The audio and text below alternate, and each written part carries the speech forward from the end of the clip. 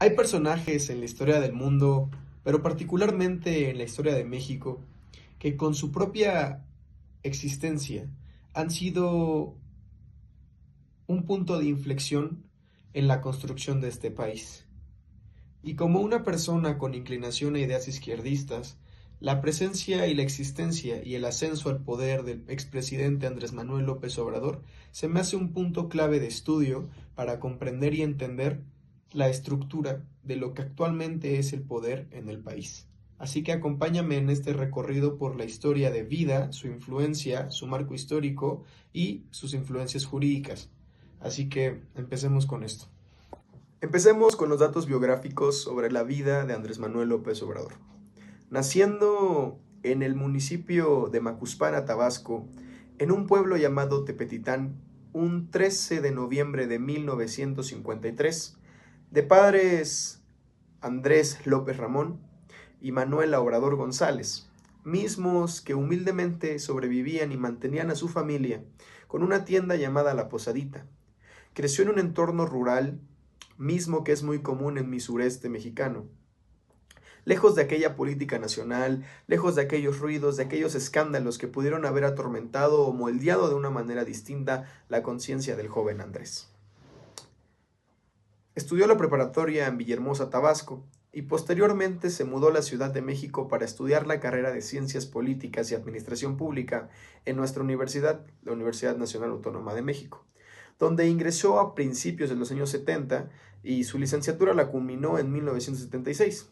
Este dato es muy interesante en el contexto y en lo que posteriormente sería la ideología que marcaría la historia política de Andrés Manuel López Obrador, porque a pesar de que en carne viva no la sufrieron, su generación estaba marcada por el eco y el estruendo de lo que habían sufrido los estudiantes en el 68 en el gobierno de Díaz Ordaz. El surgimiento de nuevos movimientos sociales y la crisis económica que golpeaba a la nación sería un parteaguas en la ideología política que formaría la carrera de Andrés Manuel, mismo que se vería revolucionado en la década siguiente. Como tal, su vida política comenzó formalmente en el 1976, posterior a su titulación, cuando se integró oficialmente al Partido Revolucionario Institucional, partido en el que estuvo hasta 1988. Este año renuncia para unirse a la famosísima Corriente Democrática, que terminó dando origen al Frente Democrático Nacional, que mismamente es el antecedente a lo que es el PRD, fundado oficialmente en 1989, partido del que fue una figura clave por muchísimos años. Entre 1989 y 1994, Andrés Manuel fue presidente del PRD por el estado de Tabasco. En 1994 compitió por la gobernatura del mismo estado, en una elección demasiado cuestionada. Ese mismo año inició una larga serie de protestas de lo que él, famosamente, popularizó como el fraude permanente.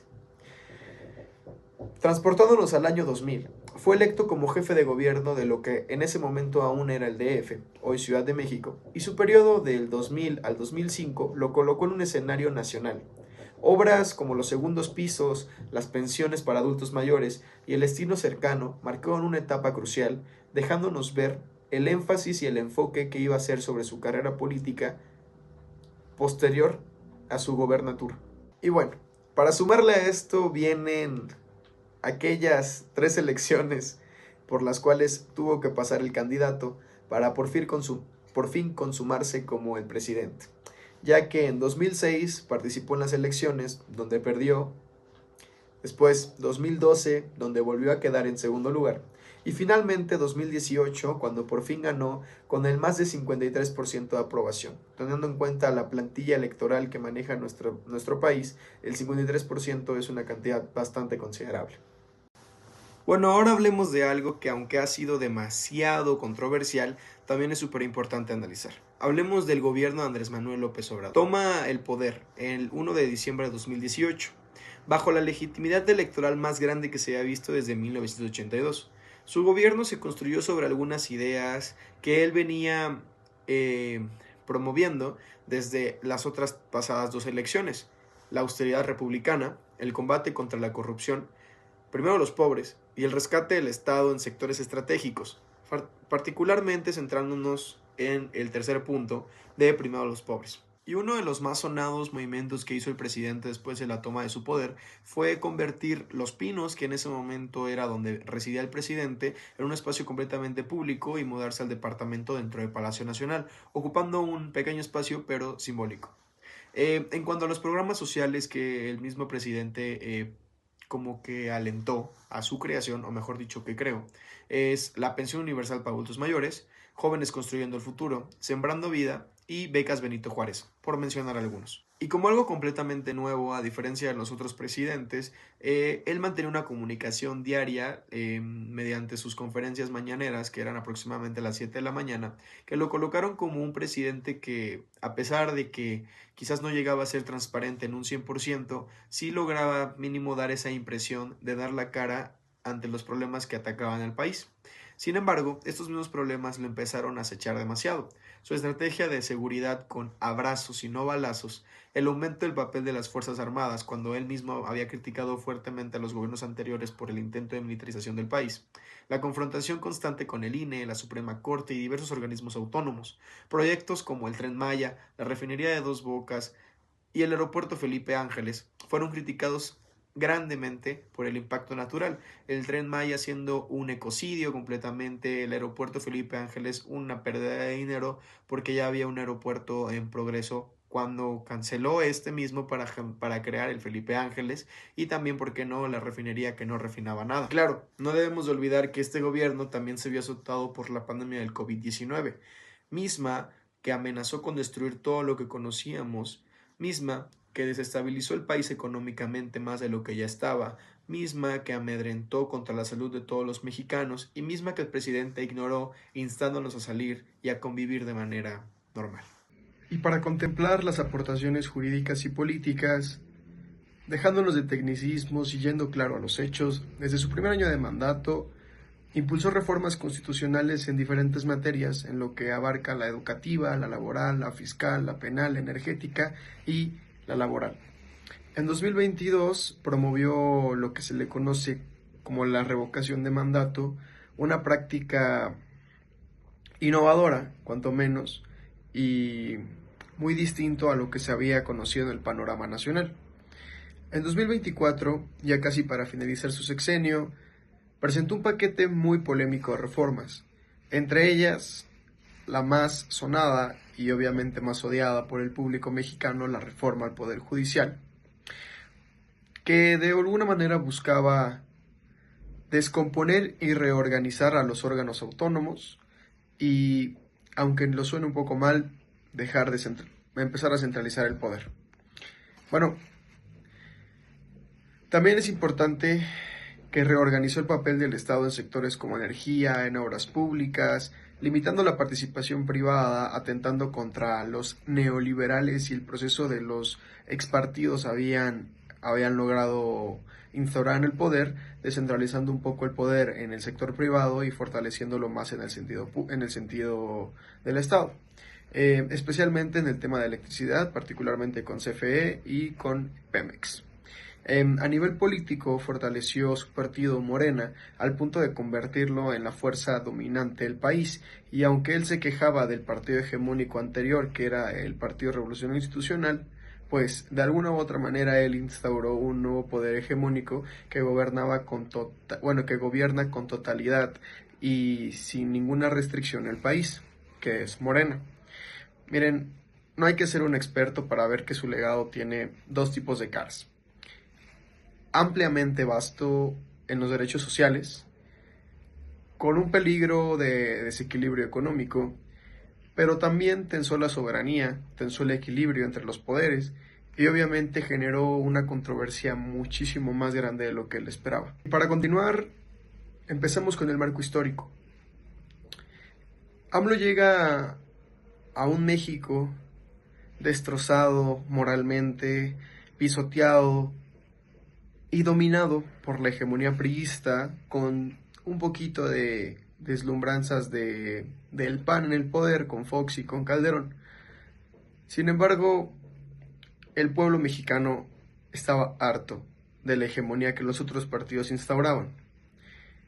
También fortalecido por la corrupción de los anteriores sexenios, como la Casa Blanca de Peña Nieto, entre otras.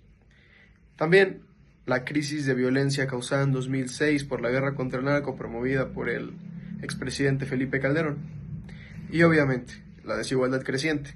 Al tratar de privatizar la economía, los ricos se hacen más ricos y los pobres se hacen aún más pobres. Y tomando en cuenta que el padrón electoral mayormente es gente de bajos recursos, velar por este colectivo era una jugada bastante inteligente. A esto hay que sumarle varios factores como la crisis económica global que atravesaba el país por la pandemia, el aumento en la polarización política, ya que aunque siempre ha estado polarizado, en los últimos años izquierdas y derechas se han polarizado más que nunca, y obviamente el cansancio general hacia las élites, hacia la burguesía, hacia los poderes que estaban arriba y obviamente hacia el proceso neoliberal, donde nuevamente los ricos se enriquecían más y los pobres disminuían aún más su capital. De alguna manera hasta poética, su triunfo en 2018 fue un grito del pueblo mexicano de cansancio. El grito de un pueblo que estaba harto de ser sometido, de ser oprimido, de ser olvidado. Y aunque hay muchas cosas que este presidente pudo haber hecho mal, genuinamente el pueblo lo quería. El pueblo quería instaurar a un poder que no fuera la hegemonía que llevaban 80 años tolerando. Y fue eso, un grito de auxilio, un grito de ya basta con esto, convertido en un voto. Para finalizar, quiero que me acompañes a esta reflexión de que al final lo que hizo o no hizo Andrés Manuel López Obrador, entender a esta figura es esencial, no al punto de idolatrarlo o de odiarlo, más bien hay que reconocer que fue un presidente que sacudió completamente al país, que su llegada al poder fue un antecedente, para bien o para mal, pero un antecedente, que cambió la conversación a nivel mundial, que cambió la conversación a nivel Latinoamérica y que dejó un movimiento político enorme. Y aunque él se quejaba de la hegemonía priista, dejó un poder hegemónico a su cargo. Y asimismo dejó un montón de debates abiertos. Esto es bueno, esto no es bueno, se debió construir esta refinería, se debió tolerar el ecocidio del Tren Maya, se debió de construir el aeropuerto que ya estaba planeado, mil y un cosas más. Pero es indiscutible que Andrés Manuel fue un precedente y que fue un presidente de transformación. Y aunque apenas voy empezando mis estudios tanto jurídicos como universitarios, creo que su historia, quitando los hechos, los datos, los errores y los aciertos, o tomándolos en cuenta, nos deja ciertas preguntas que es crucial preguntarnos, tanto para mi generación como joven, como para la que está comandando el país en este momento. ¿Qué significa transformar un país? ¿Hasta dónde puede llegar la intervención del Estado? ¿Y dónde está la separación entre aplicar justicia y ser autoritarios? Tal vez no tengamos una respuesta todavía, y como él lo dijo, hay que dejar que el tiempo lo juzgue.